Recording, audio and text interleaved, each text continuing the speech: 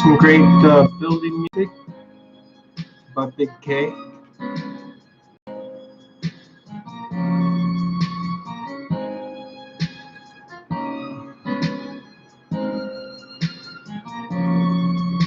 Cutting out some transfers. It has a closed cylinder right here. So I want to just bring it out and make a little cup for the mix to sit. A little bit lower than this. I've cupped it, and that's where the reed's going to sit, right like that. It's going to pull it in here. And now let's get some more music going.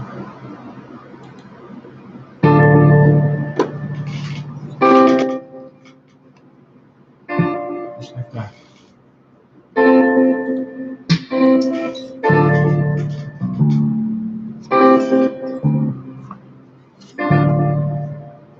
So I'm going to have to seal the intake because it is a reed. 56 millimeter. I believe that's all I'm going to do for the transfers. Just make a little cup.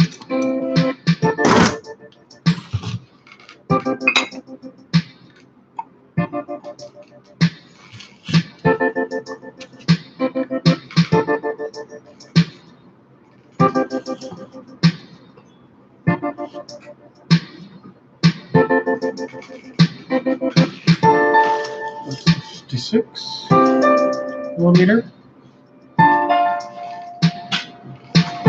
MS660 on a billet case, reed box.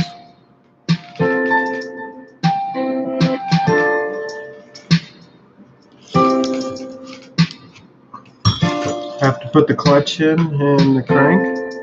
I'm doing an MZ 44 millimeter stroke. 2 millimeters up, 2 millimeters down further, and it still could take a 50 millimeter rod. I would think a dirt bike rod 50 millimeter would match perfectly to the MS660. I've removed this much material. That's over half to 3/4 of the materials. Usually there's 3 layers here on a MS660. I've taken it all the way down to the last little bit, the last little 3/16. I don't want to really go any further than that. Piston sits a little bit high. My sweep's perfect though, so I was like, as soon as I got it down to a level sweep here, I was like, cool, it's a reed box. So that'll seal the crosstalk from the top because the intake will be sealed because of the reed. And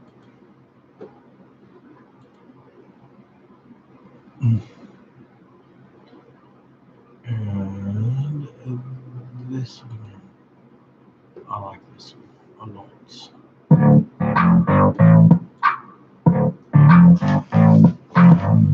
I'll definitely build to this big time. Say to 80.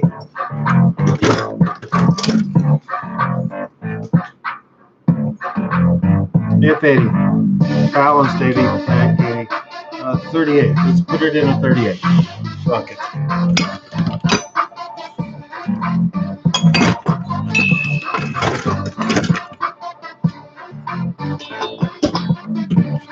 Carbon rod.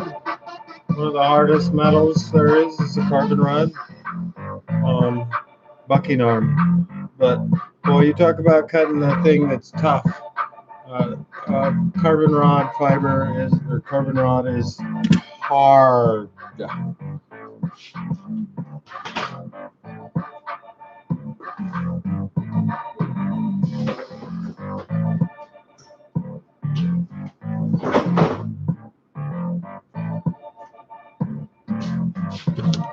here is my 38. I'm going to pull out the AF80 and replace it with a balanced AF80.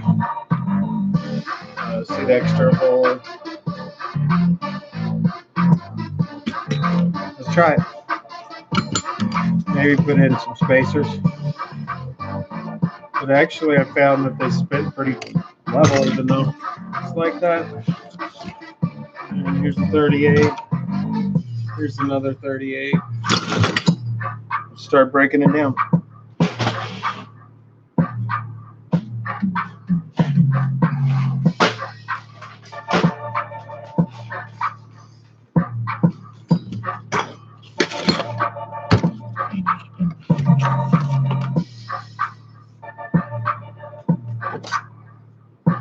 These are nice. This is the clutch pressure plate. Let's take the other side off first before I take that off though.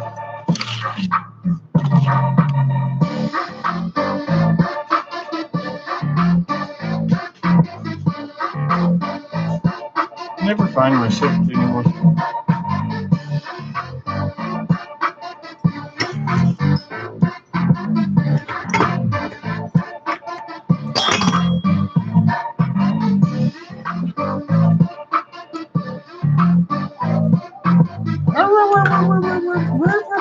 Bitch.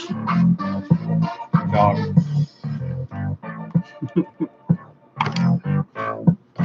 I know, I gotta have my breaker T-bars. I love the breaker T's.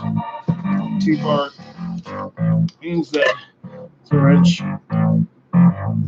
Pull it up. There we go. Has a twist. Hi! Hey! What's up, guys?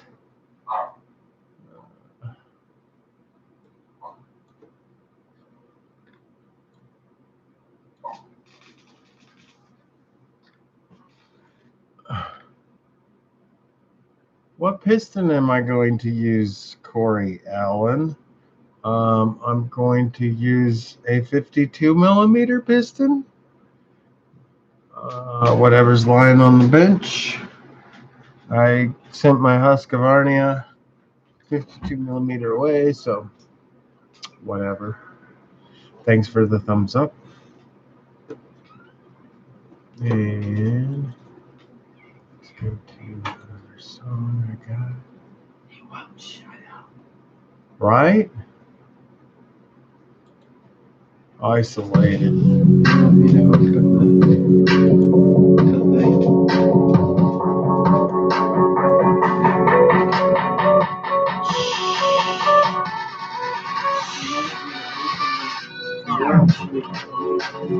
He already went outside, but you can if you want.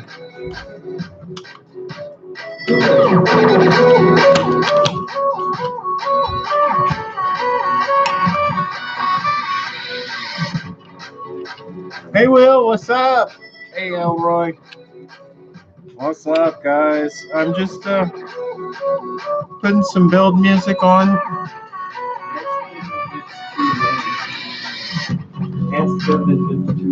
Is it too loud? Should I turn it down? Is the noise too loud? Is my build music too much?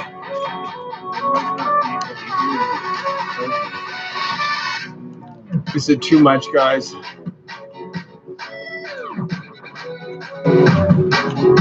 I got good vibes, man. They said it's okay. They said I can jam out.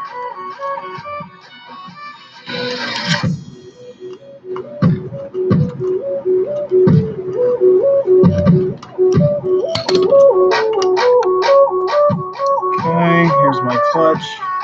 You can see where the number 41 chain's hidden right there, so I'll take some of that down.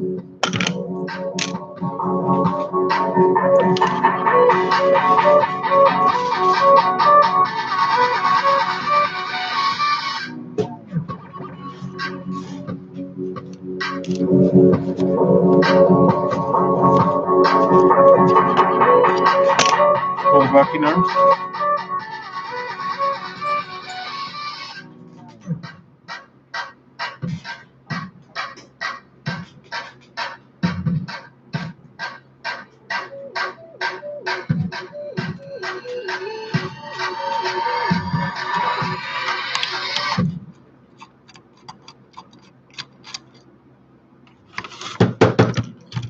did you do that? Magic. Magnet? Just looking for my magnet. Don't need it. Let's pull the sprockets. Number 22, please. Number 22. Number 22 wrench and a number 14 wrench to pull your sprockets. And never give away the clutch pullers because they wear out.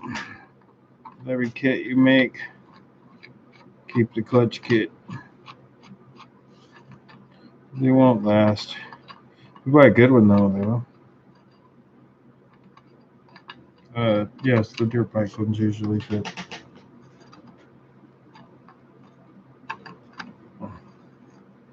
Just spin it around until I can feel the thread pop open.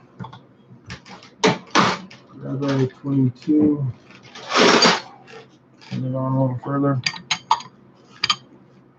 Get your penny into the cog. Some more music on. Be cool if you ran it all together, but who cares? Let's do the nothing.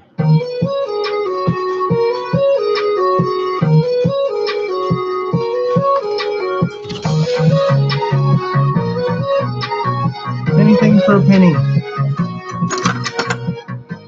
Please, Sam, I don't want a penny. That is a 5/16 bearing or M8, whichever you want to call it.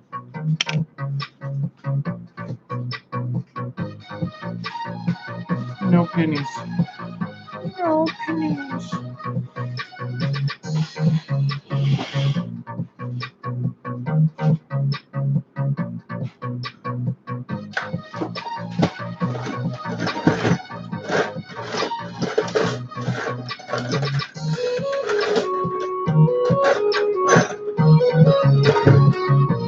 All right. Wanted a penny. I'll get a penny. A piece of copper.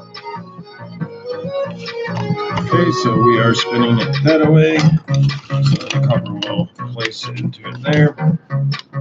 And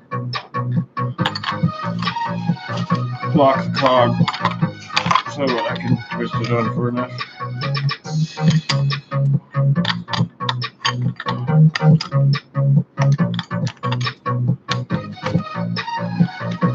Just holding it with my hand. A penny works better though. Penny goes right in there. Likes it in really nice. I'm just spinning now. Clutch is slipping. See if it's enough though. Place that on like that.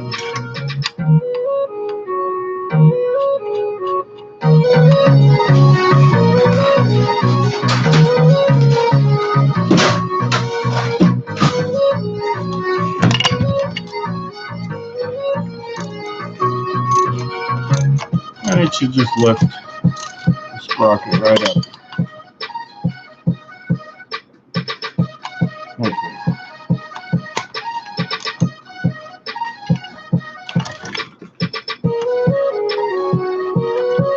Just like that. And that's how you remove your thing and get your thing and stick it on the magnet so you don't lose it.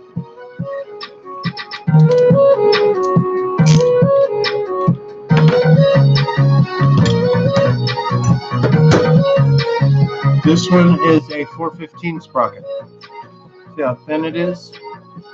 That means I can run number 48 chain or 410 chain on this sprocket. Wider chain means higher RPMs. Let me show you the difference. 415. 410. 2 millimeters, 3 millimeters. Huh. How many different sizes of sprockets are there?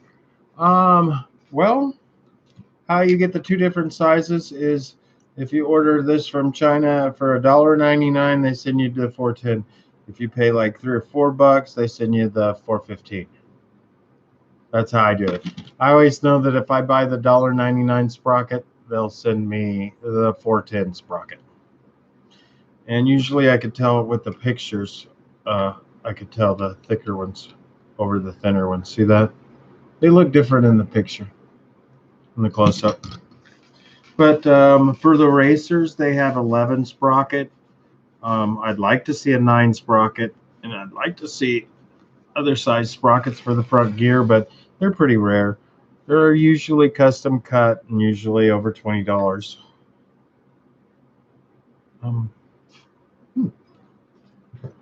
My music is over so fast. It's like, bam, over. Great music.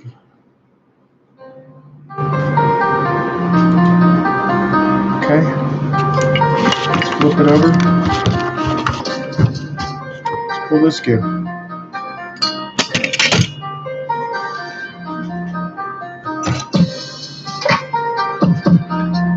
Place the screwdriver in there. Take your penny, place the penny on the top, and enough pressure in it to turn it unreally. I was really strong there when I put that one on there. Put it on good.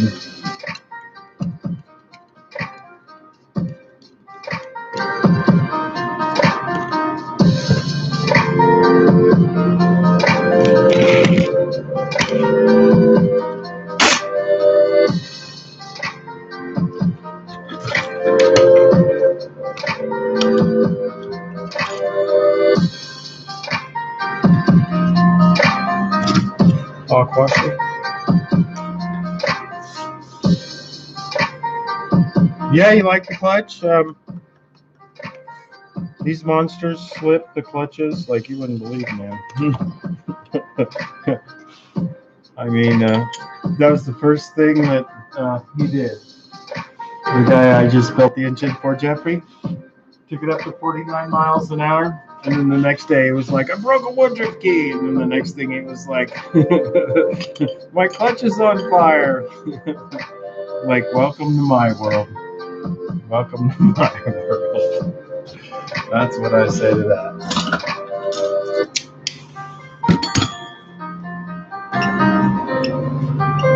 that. Clutch pressure plate.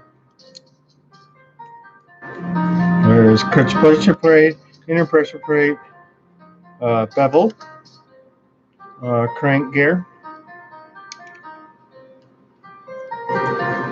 flower nut, set screw. Name them all off. Oh, come on, Big K Beats. Let's go with, oh, that shit. Here we go.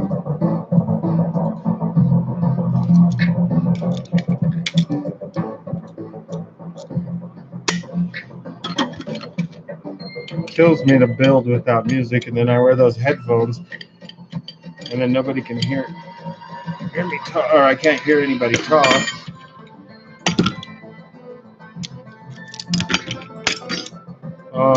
You always want to go with a good set of vice grips, and these are really good. Irwin's are always good.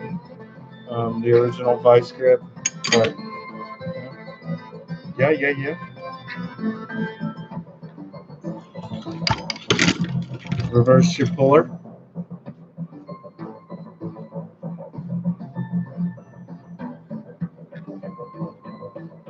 I really worked this gear really well. I remember how I worked it. One night I was just messing with it. I was just filing with the needle file forever. How you make it perfect is you have a clutch gear and you bevel and you slowly move it around and make sure that it's perfect, and then you just keep filing until it fits perfect.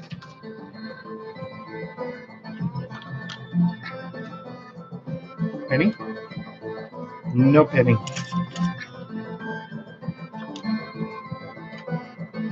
underneath.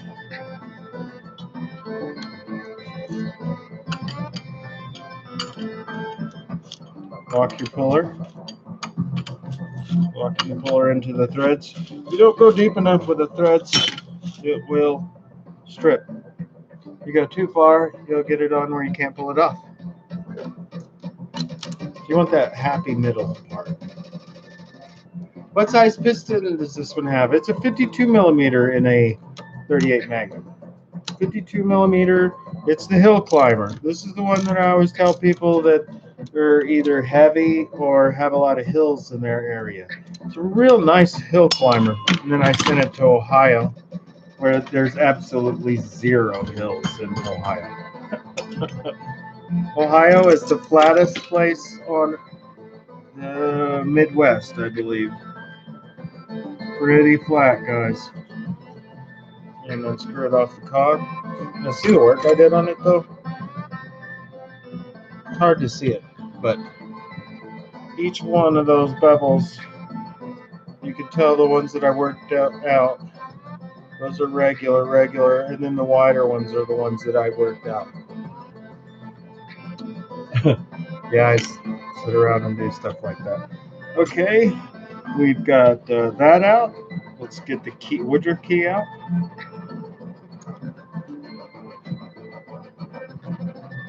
And then put it on the magnet so I don't lose it.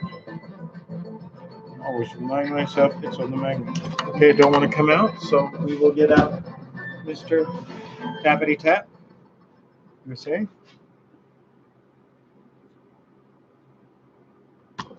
Tink. One tappity tap. Hardly anything. Lift our hemostats and pull the Woodruff key. 2.5 on these. 3 and then work them down.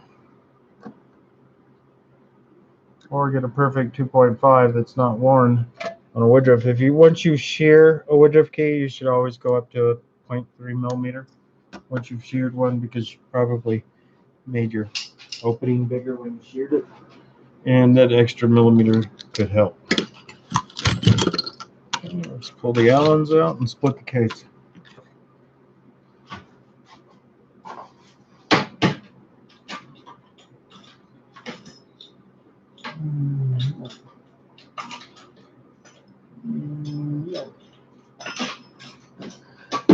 I want that. So not right not to have that. Oh, more music. And I'm gone 32 minutes. Let's take that shit.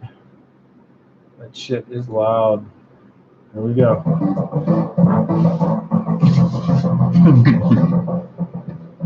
Okay, take these out. Let's split the case.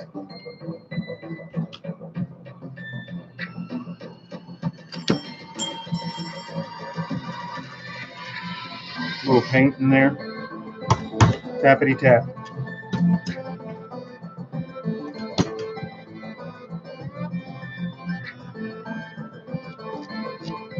$32 millimeter, Will. 32.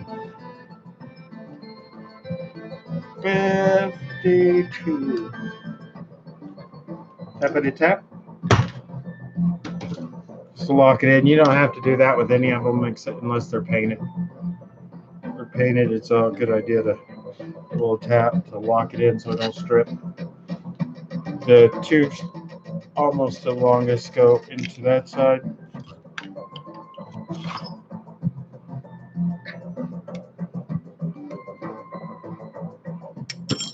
Okay, let's tappity tap. Clutch up. Take your metal or copper to keep it from triggering anything up. One good hit, and the rest tappity taps.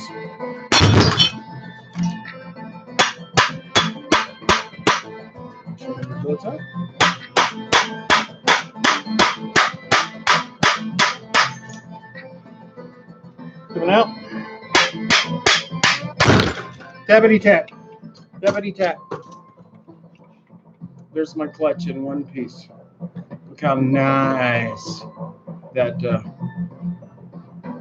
white lithium is in it. It's a very nice white lithium grease.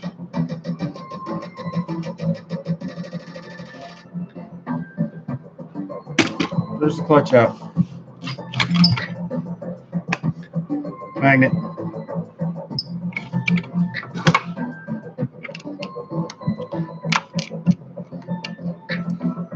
I like to spin the magnet off with an impact because I like to free spin it, and I know how strippy the threads are on a magnet.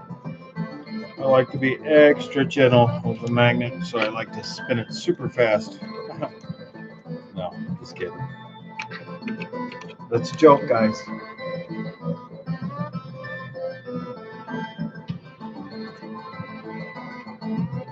Almost have the case split.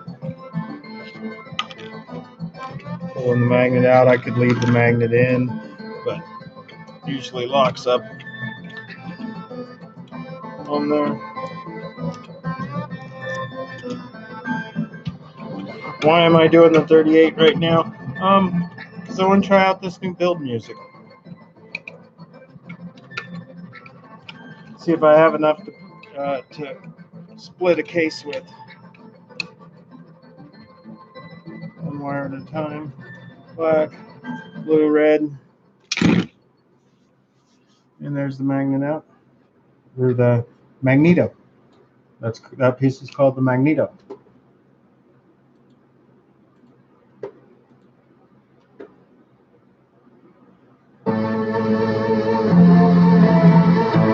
Magneto. Oh, that's so magneto. 13 usually.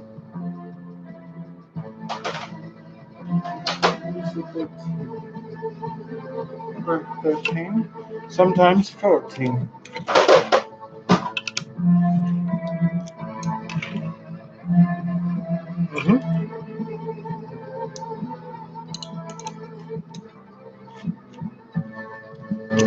And that's why I want to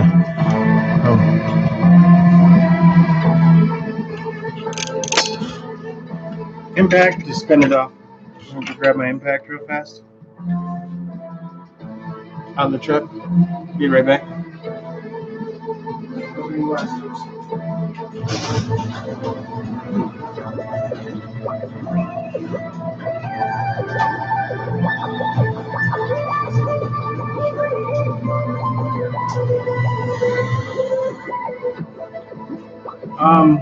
I have a cheap wire feed welder, but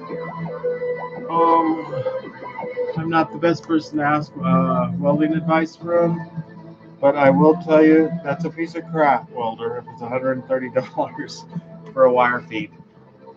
You want a Lincoln, you really do, or you want a name brand. A Lincoln will last you your lifetime. That Harbor Freight will last you until you get fed up and quit using it. It just ends up in a corner.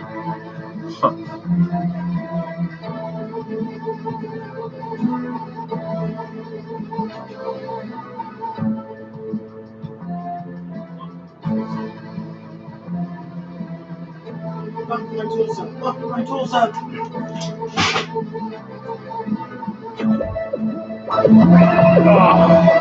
Yes. My keys are upstairs. So, 30-minute build. Almost had it split. You got to see how I pull the clutch out as one piece. The ball's still in there, so it's a good idea to always remove your ball so you don't forget it later on or it fall out later on. I use a M8 magnet grabber snatcher.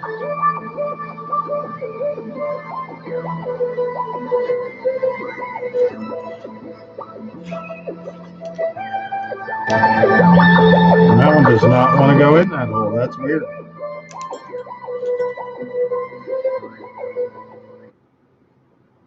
Huh, the ball doesn't either. I hit it too hard, guys. I'll have to clean that up. I'll have to, I should have used the copper a couple more times, like that. Put it on there. That's what the copper is for, is to keep you from mushrooming that. And I mushroomed it a little bit. I mean, the metal is just so soft, even with a brass hammer. I'm off. Last song, guys. Here we go.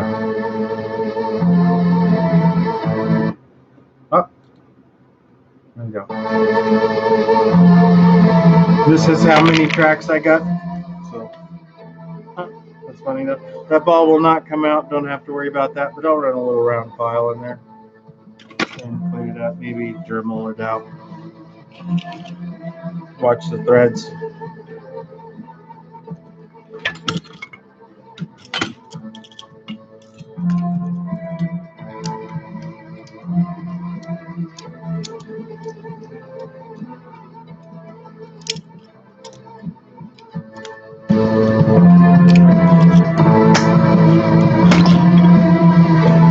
Want a freaking impact, but they're locked up.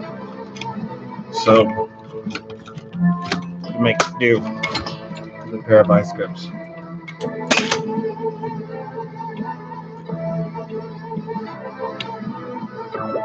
I have this one on double washers, one on that side, one on the other side. Put your Woodruff key on your magnet so you don't lose it, all three of them. And this case is ready to split. Put my magnet up there, it doesn't pick up a bunch of crap. And I'm ready to split the case. Hopefully I can split it before the song's over. You want to take apart a gear clutch. Oh, you want me to take the clutch apart? Sure, I can take the clutch apart. There's only one more Woodruff key. And that Woodruff key's right under there on the clutch bevel. I have a clutch bevel right here. I just took one apart on that one here. I got it right here. This is the one that all the bearings were out of. What it sits on is the Woodruff key sits right in there.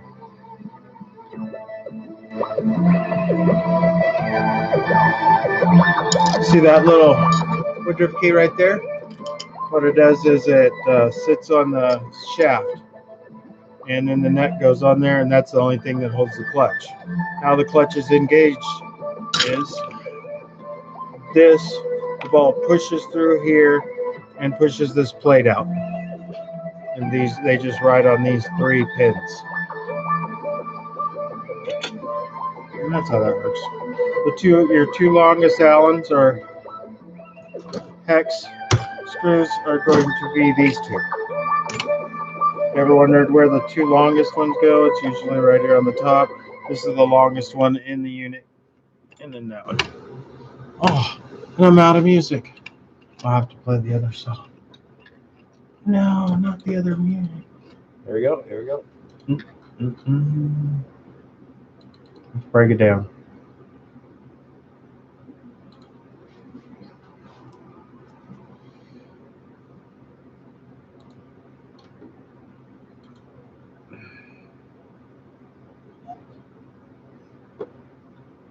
Nice music.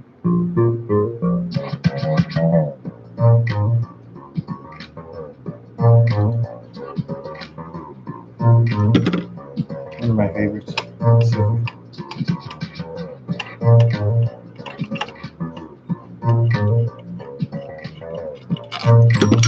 I get trapped in bass lines. Look at that. What's that tell you? Check this out.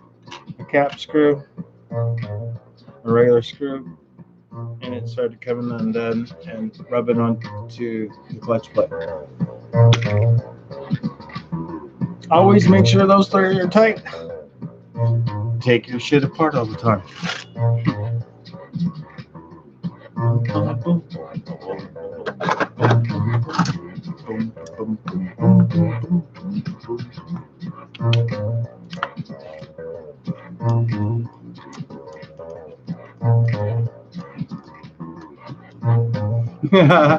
Yeah, well.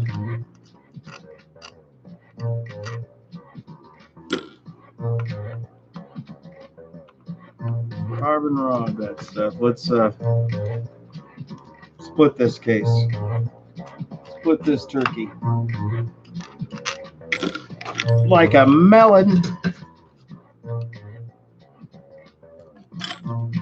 and you'll get to see the magic inside of a case. Oh, there's going to be 2 parts.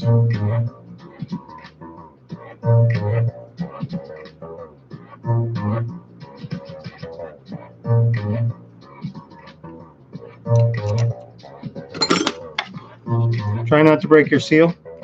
Try and go off as straight as you can. Check your seal first. Don't fuck it up. Okay, I have a serious concentration of oil back on the backside. That means that it probably ain't happy with that. Okay, there is the bearing.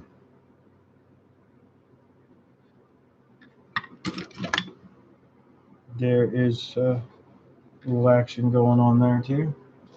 Let's hit the target. That's how you split a case, guys. 36 minutes, split a case. You can do it too, and I was just messing around doing it. You guys can split a case. There's my transfer block right there. If you guys want to learn how to do a transfer block, I could do a show on the transfer block. I'm really like that one. That was a nice transfer block I built there. That one's holding good. Let's check the other side. You always want to check these. And this is one of my earliest ones. Now I would knock this down. I would knock all that down, and I would knock all this down to keep my transfer hole as large as possible and still holding pressure at the deck. But yes, that's what I would do, is I'd hollow this out more. See my nice finger imprint right there?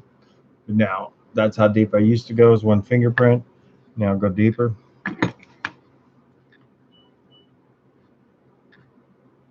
Feel right here. Greasy right there. Greasy right there. Greasy, greasy, greasy. Bearing's really nice. And now, we have to get a bearing off. I usually leave them on, but here you go. That's how I take bearings off. Why was it so easy to take off? Because it didn't have the spacers. It's got, I see a spacer right there. It's got 1 spacer, 2 spacers on that side. Let's see how many on this side. 1 on each side, 2 on this side. More like 4 or something like that. But let's get the weighted one in here and take our spacers off and put them onto the new one and make it a bigger spacer. Here's the spacers I have right now. 2 there, 1 there, 4 here. So I have 4 spacers on a AF80. I believe 6 or 8 would be better on a AF80. And here's the weighted AF80. And now this is all the work that we did, was just to take that out, take this unbalanced AF80 that would really rock in there. Let's pull the bearing out. Lots of people ask me, how do you put a 12 millimeter bearing? I use this stainless steel sleeve. You should feel how smooth that baby is. That baby is smoother than glass. It is so smooth. And that will go into this. And I will drill some oilers. And I will always look at that before I put it in. And notice the magnet goes up to the side like that. Drop it in. And we just installed a AF80 balanced crank on a 38 Magnum still with a 52 millimeter piston. And I'm going to clean up and call that a night. But I definitely want to put in the spacers and dig up some more. Dig up 6 to 8. Thanks for watching. Please subscribe. You don't have to stop. Yeah, I do. I'm over 40 minutes. I'll go over that long. And I'm out of music. Tarkum. Tarkum's great stuff. Tarkelp. Tarkelp. Tarkelp. Tarkelp. Oh, yeah. And you can always put this stuff on and tell people, come here. It's disgusting. It's great. It's great stuff. I love it. Best stuff. And you're so cute. Thanks for tuning in. Have a great one. Keep building. Love you guys. See you later.